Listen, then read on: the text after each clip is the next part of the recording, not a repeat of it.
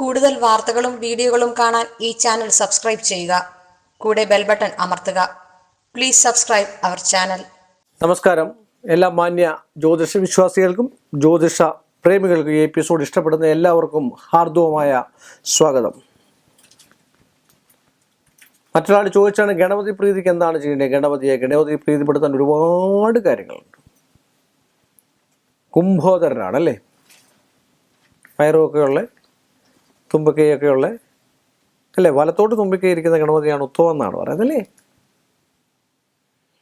ഏറ്റവും ഉത്തമനായിട്ടുള്ള ഒരാളാണ് ഗണപതി ചൈതന്യം ആ വീട്ടിലുണ്ടെങ്കിൽ തടസ്സങ്ങളൊക്കെ സർവ്വ വിഘ്നങ്ങളും മാറി കിട്ടുമെന്ന്. വിഘ്നേശ്വരൻ തന്നെയല്ലേ പേര്, ഗണേശൻ എന്നാണ്, ഗണപതിയാണല്ലേ. ഇതിനൊക്കെ അർത്ഥമുണ്ട്. മുരുകൻ, വിഷ്ണു. അപ്പം ഗണപതിയുടെ അർത്ഥം എന്താണ്? ഗണങ്ങളുടെ പതിയാണ്, കൂട്ടങ്ങളുടെ പതിയാണ് അല്ലേ, അതാണ് ഗണപതി. അപ്പോൾ കുംഭോദരൻ വിഘ്നേശ്വരൻ ഏറ്റവും കൂടുതലുള്ള പുള്ളിയെ സ്വായത്തമാക്കാൻ ഏറ്റവും ഇഷ്ടമുള്ള സാധനമാണ് ഉണ്ണിയപ്പം, പഴം, ഫ്രൂട്ട്സ് ഐറ്റങ്ങൾ, ആപ്പിള്, മുന്തിരി, ഓറഞ്ച്, ഇതൊക്കെ ഭയാനകമായിട്ട് ഇഷ്ടമുള്ള സാധനമാണ്. അപ്പം ഗണപതി ക്ഷേത്രത്തിലേക്ക് ഇങ്ങനെയുള്ള കാര്യങ്ങളൊക്കെ അവിടുത്തെ നിവേദ്യത്തിനും നടയ്ക്ക് വെക്കുന്നതും ഏറ്റവും നല്ല. അതുപോലെ ഗണപതി ഗായത്രി ജപിക്കുക. അതുപോലെ ഗണപതിയുടെ മൂലമായിട്ടുള്ള ഗം ബീജം, ഗണപതിയുടെ ബീജമാണ് ഗം. ഗം ഗണപതയേ നമഃ. ഇത് 108 പ്രാവശ്യം ജപിക്കുക. ഗണപതി പ്രീതി ഉണ്ടാവും, തടസ്സങ്ങൾ മാറിക്കിട്ടും.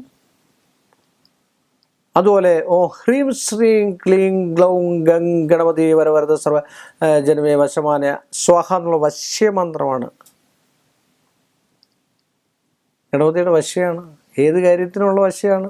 ധനത്തിനോടാണെങ്കിൽ അങ്ങനെ, ജനത്തിനോടാണെങ്കിൽ അങ്ങനെ, ഭാര്യയോടാണെങ്കിൽ അങ്ങനെ, മക്കളോടാണെങ്കിൽ അങ്ങനെ, അച്ഛനോടാണെങ്കിൽ അങ്ങനെ, ആരോടും വശ്യത ലഭിക്കുന്നതായിട്ടുള്ള ഒരവസ്ഥയാണ് ഗണപതി എന്നും ഇപ്പം ഞാൻ പറഞ്ഞിരിക്കുന്നതായിട്ടുള്ള ഈ മന്ത്രമൊക്കെ. അതുപോലെ ഗണപതിയെ പൂർവാധിക ശക്തിയോട് സ്നേഹിച്ചാൽ, നമ്മൾ പ്രതിഷ്ഠിച്ചാൽ പോലും ഉറച്ചിരിക്കുന്ന ഒരാളാണ് കന്നിമൂല ഗണപതി എന്ന് പറയുന്നത്. കന്നി ഭാഗത്തിലാണ് ഈ പുള്ളിക്കാരന് ഏറ്റവും കൂടുതൽ ഇരിക്കാൻ ഇഷ്ടമുള്ളൊരു ഭാഗം എന്നാണ് പറയുന്നത്. അതുകൊണ്ട് ഏത് വീട്ടിലും ഗണപതിയെ വയ്ക്കാം. നമ്മൾ പറയാറില്ലേ, നമ്മുടെ വീടിന് മുമ്പിൽ, കതകിന് മുമ്പിൽ ഗണപതിയെ വെച്ച് കഴിഞ്ഞാൽ ആ വീട്ടിൽ ഒരു നെഗറ്റീവും വരത്തില്ല,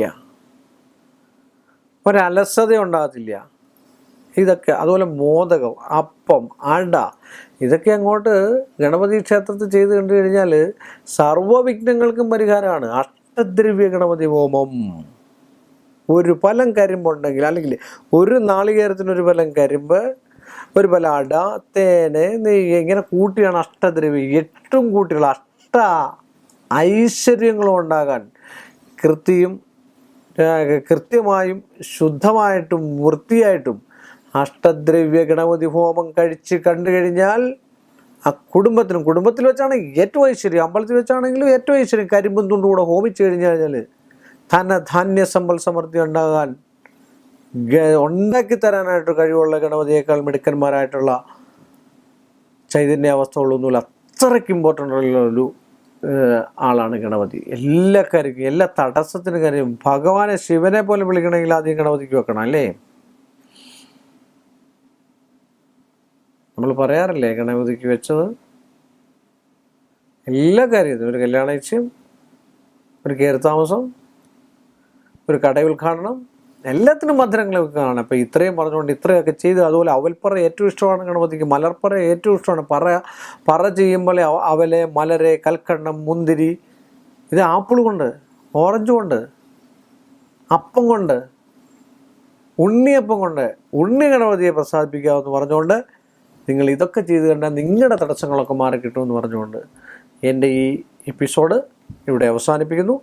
മറ്റൊരു വിഷയവുമായി നമ്മൾ തമ്മിൽ കാണുന്നതുവരെ എല്ലാ മാന്യ പ്രേക്ഷകർക്കും എൻ്റെ വിനീതമായ നന്ദി, നമസ്കാരം. കൂടുതൽ വാർത്തകളും വീഡിയോകളും കാണാൻ ഈ ചാനൽ സബ്സ്ക്രൈബ് ചെയ്യുക. കൂടെ ബെൽ ബട്ടൺ അമർത്തുക. Please subscribe our channel.